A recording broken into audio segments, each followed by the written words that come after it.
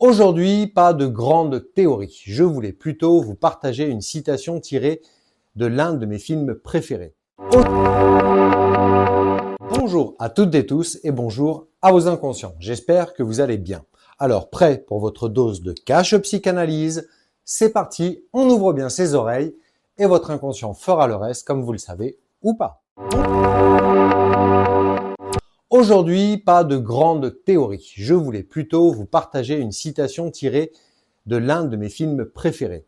C'est un coup de cœur absolu que j'ai regardé en boucle et à chaque visionnage me marque tout autant. Ce film parle de la vie de Freud et son titre en est Freud The Last Session. Pour vous remettre dans le contexte, l'histoire se déroule pendant la Seconde Guerre mondiale. Freud, exilé alors en Angleterre, assiste de loin à l'horreur nazie qui envahit l'Europe.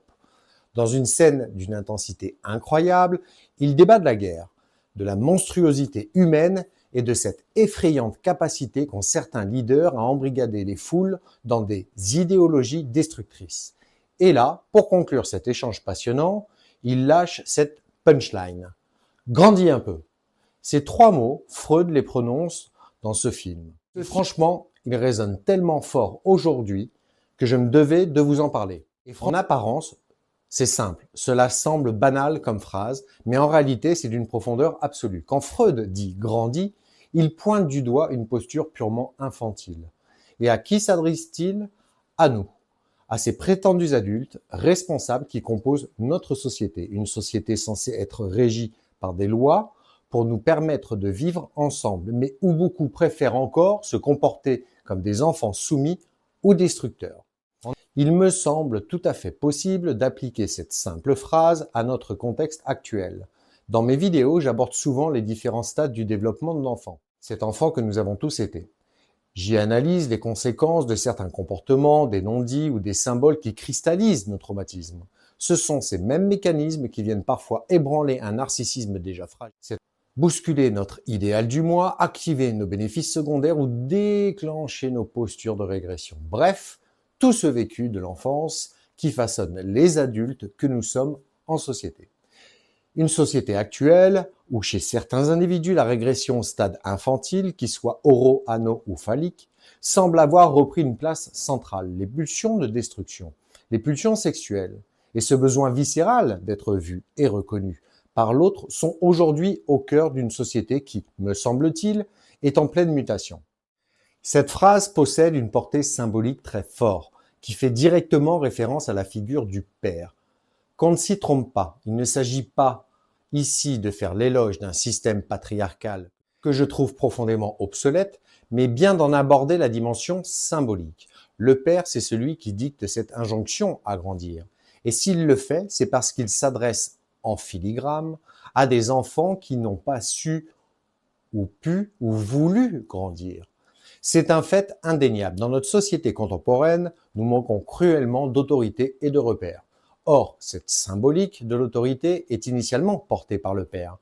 Mais attention, il faut comprendre qu'il s'agit d'un rôle purement symbolique. Il ne dépend pas d'un genre masculin, mais de la place occupée par une tierce personne au sein de la dynamique familiale.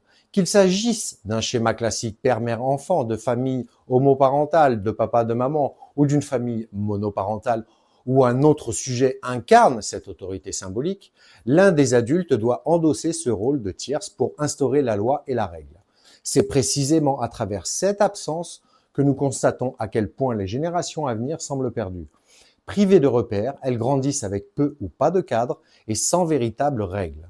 Le constat est sans appel. Dans sa fonction paternelle et symbolique, le masculin, je précise bien le masculin, fait profondément défaut au sein des systèmes familiaux. Et je dirais même que nous, les hommes, sommes complices. Nous avons fermé les yeux et laissé glisser certains individus vers une régression purement infantile, marquée par un sentiment d'omnipotence absolue.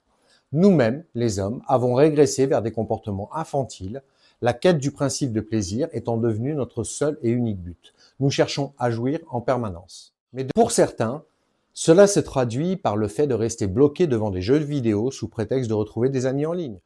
Pour d'autres, c'est s'adonner à des soirées en boîte de nuit pour draguer, comme des adolescents, plus grave encore. Cela nous pousse à imposer au genre féminin notre désir de possession. en réduisant la femme à un simple objet de fantasme sans jamais la considérer comme un sujet pensant et avant tout désirant. À ce titre d'ailleurs, arrêtons avec ce mot consentement. Vous connaissez ma position sur ce mot obsolète qu'est le consentement. Équité ou bien encore réciprocité est, me semble-t-il, beaucoup plus adapté à notre société. Il me semble évident que nous, les hommes, ne sommes plus à la hauteur de ce que nous devrions être. En guise de conclusion, voici ce que je te propose. L'injonction de Freud, grandit un peu, dans ce film, résonne comme un diagnostic d'une brûlante actualité. Elle met en lumière une crise structurelle profonde. Le glissement de notre civilisation vers une régression narcissique où le principe de plaisir et l'omnipotence individuelle tentent d'effacer la loi. Cela ne vous rappelle pas un certain chef d'État au teint un peu orange au ton bronzant et la postiche blonde patinée complètement foirée? Rétablir les repères et les cadres ne relève pas d'un retour au patriarcat, surtout pas, mais d'une impérieuse nécessité de réinvestir la fonction tierce, cette autorité symbolique, protectrice et structurante. Enfin, pour nous les hommes, l'heure est à la responsabilité. Nous devons sortir de l'immaturité pulsionnelle pour rétablir une véritable éthique de la relation, une éthique qui abandonne le terme obsolète de consentement pour lui préférer la réciprocité et l'équité entre sujets désirants. Grandir, c'est renoncer à la toute-puissance de l'enfance pour devenir des acteurs conscients et structurés au sein de la cité. À toutes et tous, je vous remercie pour votre attention sur ce sujet. Petit rappel, ce lieu est un espace de partage. Je vous invite donc à échanger avec la bienveillance en honorant la diversité de nos vécus et la singularité de nos réflexions. Souvenez-vous, prêtez l'oreille à ce que votre inconscient tente de vous murmurer chaque jour. À toutes et tous, je vous remercie pour votre attention sur ce sujet. À toutes et tous, je vous dis au revoir et au revoir à vos passionnants inconscients.